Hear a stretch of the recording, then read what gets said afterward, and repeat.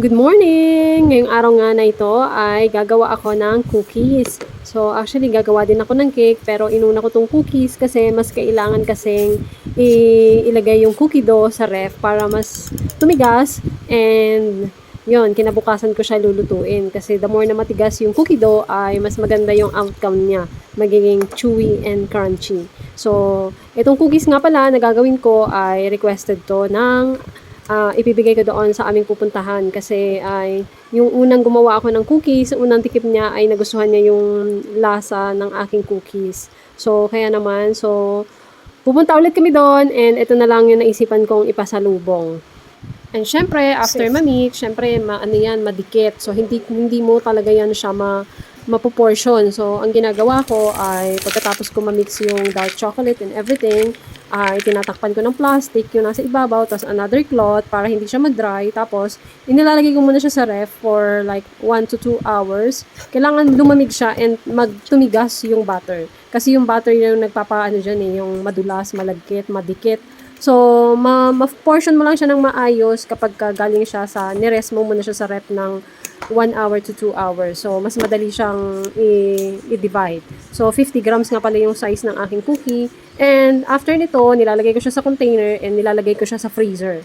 Yun, sa freezer talaga like for the whole night para mas mag-combine maganda yung outcome ng cookies, chewy and crunchy. Syempre, from the freezer ay nire-rest ko muna yan sa counter ng 5 minutes. Yung hindi siya yung sobrang tigas na isasalang mo agad sa oven kasi pag ginawa mo yon na asin talagang ice pa siya, nilagay mo sa oven, ang mangyayari hindi pantay yung pagkaluto, mabilis maluto yung nasa ibabaw, tapos yung gitna, hilaw. So, kailangan talaga i-rest mo siya. Sunod naman itong ginagawa ko ay gagawa ko ng chiffon cake. And yes po, yung pupuntahan namin ay birthday ng nanay ng kaibigan namin. So, naisip ko ay gumawa din ng cake. So since nagpa-practice ako ng paggawa ng cake, so why not? Ay gawin ko to para mas alam mo yun, ma-practice yung aking skill. Charos. Skill talaga. So, I believe na nag-practice ay eventually ay magiging perfect din yan. So, maniwala lang tayo kay Lord. Ayan. So, practice makes you perfect. Ganun. So, eto na nga yung ating cookies. And naisipan ko, gumawa din ako ng fresh bread na parang sourdough bread.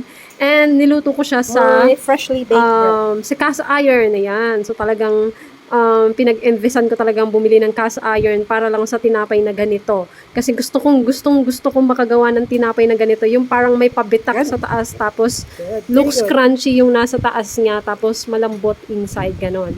So, masarap. So, ito na nga yung ating cake. O, diba? Simple lang yan. Pag-gold. And, nakalimutan ko, nawala sa isip ko, yung theme pala ng birthday celebrant ay kulay blue. And bakit ba naisip kong gawing gold? Ewan ko lang, baka naisipan ko lang siguro na gawing gold. Pala desisyon. Actually, naisipan ko gawing tong 3-layer. Kaya lang, ay natatakot ako kasi ibibiyahe pa namin to, baka mag-slide yung cake. So, wag na lang. So, ito na nga, dinagdagan ko, gumawa din ako ng puto kasi since marami silang bisita, so why not? Ay gumawa din ako ng puto cheese, ang ating puto cheese special. Sobrang sarap ng puto ko, promise guys. And yung aking nagawang cookies ay 3 bucks para yan sa mga friend ni Michael na mga Amerikano. So, ito na nga, the moment of truth. 2 hours namin ibibiyahe yung cake na to. Hope makasurvive. From Pampanga to Gapan Nueva Ecija. So, sobrang tiwala ako kay Whipped Frosting. I'm sure hindi siya mag-i-slide.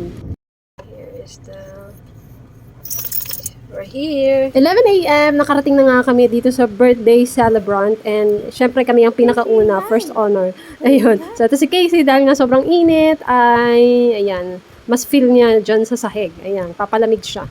And yung mga bisita ay wala pa kasi yung schedule ay 3 o'clock pa. 3 o'clock pa ng hapon. At eto na nga, andito tayo sa likod kasi sinisintensyahan na itong lechon. And syempre first honor tayo dyan sa taste test.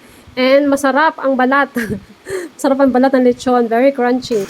At eto na nga si Mommy. Very pretty. She is 80 years old. Yan. So, sobrang dami ng bisita at nagdatingan na.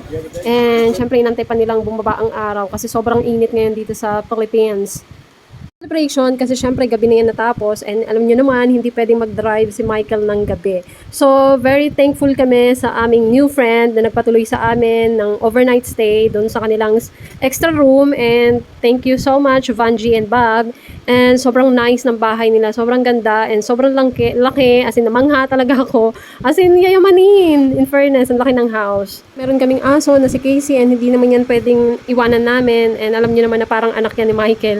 So nagdala na lang ako ng 2 blanket namin na comforter para isasapin ko dun sa higaan nila and yung isa ay kumot namin. So para wala naman masabi yung may-ari ng bahay kasi nakakahiya. So ayan, so blanket namin yan. So dala-dala ko talaga, nagdala talaga ako as in comforter at saka blanket. Kasi nga para just in case yung balahibo ni Casey ay mapunta lang siya sa aming kumot. Hindi na maiiwan doon sa aming pinagtulugan para hindi naman nakakahiya. Sabi na may-ari ng bahay, okay lang, wag mo na yan gamitin. Kasi nga, ay, meron naman maglilinis dyan. Kasi nga, meron silang house helper. Pero para sa akin, nakakahiya kasi hindi ako sanay ng, yun naman yun, mga abala. So, talagang, ginamit ko. Syempre, ginamit ko yung aking dala talaga ako.